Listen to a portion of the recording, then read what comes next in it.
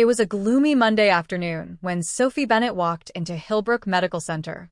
Her long brown hair was tied in a loose ponytail, and her backpack hung off one shoulder. She looked calm on the outside, but inside, she was a storm of nerves. For weeks, Sophie had been feeling a strange discomfort in her lower back. She'd ignored it for a while, thinking it was just stress or long study hours. But the pain didn't fade. It lingered, and deep down, she knew something else was bothering her. Not just physically. "Miss Bennett," the receptionist called. "Yes." Sophie stood up. "Dr. Carter will see you now. Room 4. Sophie followed the hallway, heart pounding slightly. When she opened the door, she found him, Dr. Ryan Carter. He stood by the desk, reviewing her file. Tall, well-built, with dark hair and deep blue eyes that seemed to scan through people. His white coat was neat, his voice calm. "Hello, Sophie."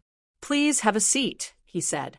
She sat, not missing the way his eyes briefly swept over her. Not inappropriately, professionally, but enough to make her skin tingle. "So, tell me what you're experiencing." "It's my back," she said. "Lower part, right side. It gets sore after long hours, and sometimes it feels like something's pulling inside." "Any injuries?" "Accidents." She shook her head. "No." "Just stress, maybe." Dr. Carter nodded. "I'll need to examine the area to be sure. Lie down on the table, on your stomach. I'll check for muscular tension." Sophie hesitated just for a second. The room felt suddenly quiet. Intimate. She lay on the table, pulling her top up just enough to expose her lower back. Cold air brushed her skin, and then his hands touched her gently. His fingers moved with precision, pressure applied at the right spots. It wasn't just an examination, it felt like something more. His hands were warm, skilled. Each touch sent shivers through her body. Sophie's breath grew heavier. "You're tense," he murmured.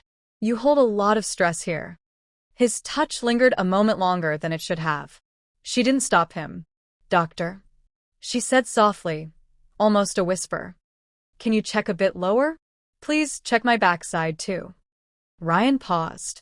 His hand stopped moving. The air shifted.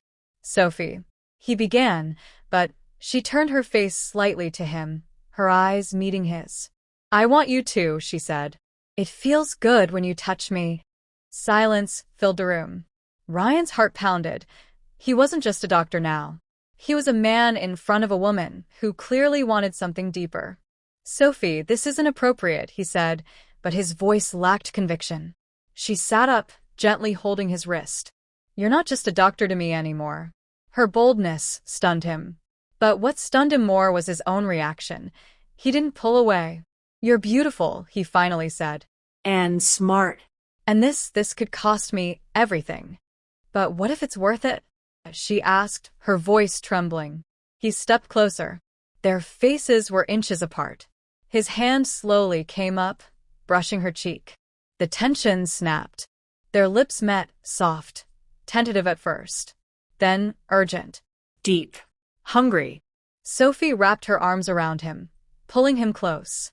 He lifted her slightly, her legs around his waist, as he sat her down gently on the examination table. Their kisses turned feverish, desperate. They didn't speak. Their breaths were loud. His hands traced her back. She gasped as he found the sensitive curve at her spine. Her fingers clutched his coat, tugging him closer. It wasn't just physical. There was feeling in the way he kissed her, care in the way he touched her. It was as if they had known each other longer than this brief hour. As if their souls had met before their bodies had. After what felt like an eternity, he finally whispered, "You need to leave now.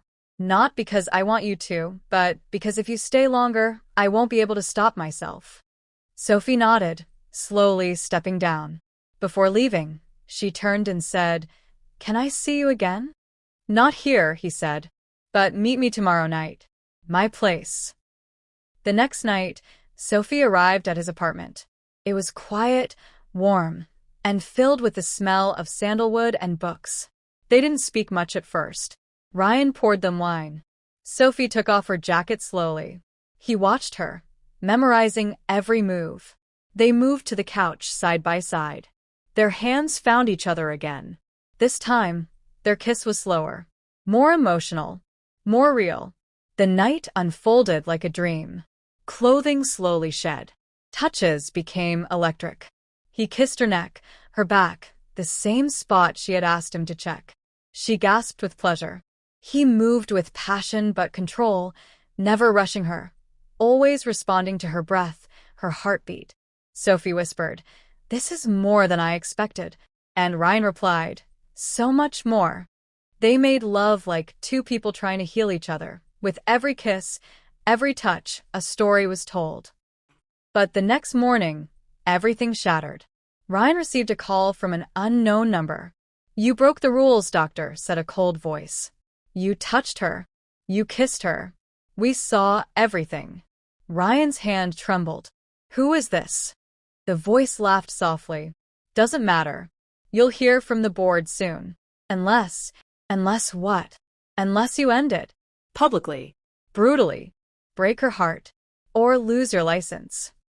When Sophie woke up and found Ryan pale and silent, she knew something was wrong. "What happened?" she asked. Ryan turned to her, pain in his eyes. "We can't see each other anymore." Her face fell. "Why?" "Was last night a mistake?" "No," he whispered. "It was real. But I'm being watched. They'll ruin my life." "Then let them," she said, eyes brimming with tears. "I don't care." "I care," he said, "because I'd rather lose my career than lose you in some ugly scandal." 2 weeks passed. Sophie didn't hear from him. She cried every night, but she didn't know the full truth. Until one day, she received a letter. It was from Ryan. Inside was a note and a USB drive. The note read, "I never stopped loving you. They threatened me. But I recorded everything, the call, the threats, even the blackmail. This isn't just about us. There's something bigger happening here. Medical corruption. Extortion. And we're in the middle of it. If you believe in us, meet me at Hillbrook Clinic. Midnight. Room 4. Just like before. Ryan." Sophie's hands trembled. At midnight, she arrived. Ryan was already there holding files and documents. "We're going to expose them," he said. "But I need your help." "What if we fail?" she asked. "Then we fall together." She smiled. "Then let's fall." With the evidence, Ryan and Sophie exposed the corrupt official in the clinic's management, someone who had been blackmailing several doctors for personal gain. The scandal rocked the city. But Ryan's name was cleared. He kept his license. And Sophie? She stood by him through it all. Weeks later, they walked hand in hand through the same hallway they met in. "Remember where we started?" she asked. "On a table," he laughed. "Because of my back."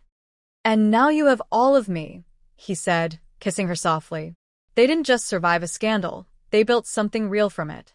A forbidden touch turned into a forever love.